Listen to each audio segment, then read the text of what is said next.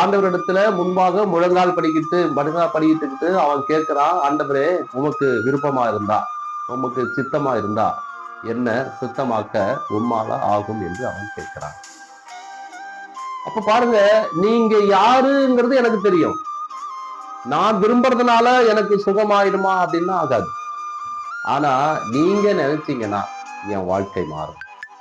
நீங்க நினைச்சா என் வாழ்க்கை மாறும். இன்னைக்கு அநேகர் தன்னுடைய வாழ்க்கையில எனக்கு நான் மாறிட்டேன், நான் திருந்திட்டேன், நான் திருத்திட்டேன், நான் தான் அவருக்கு சுகம் கொடுத்துட்டேன், நான் தான் அவருக்கு அற்புதம் பண்ணா, என்னாலதான் அவர் ரட்சிக்கப்பட்டார், என்னாலதான்.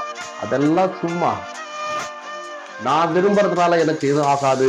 என்னை குறித்து தேவன் விரும்பணும். தேவன் விரும்பினால், தேவன் நினைத்தால், தேவனுக்கு சித்தம் இருந்தால் என் வாழ்க்கையை மாற்ற அவரால் தான் முடியும். நான் மாறிட்டேன் அப்படின்னு சொல்லி நான் பெருமைப்பட்டுக் கொள்வதற்கு ஒன்றும் இல்லை. என்னை மாற்றுவதற்கும் என்னை உருவாக்குவதற்கும் என் தேவன் ஒருவருக்கே அதிகாரம் உண்டு. அதைதான் அவன் புரிந்து கொண்டு கேட்கிறான். நான் விரும்புறதுனால எனக்கு ஆகிறது இல்ல, நீங்க விரும்பினீங்கன்னா ஆகும், என் வாழ்க்கை மாறும். நீங்க விரும்புங்க, உமக்கு சித்தமானால் நான் சுத்தமாகுவேன்.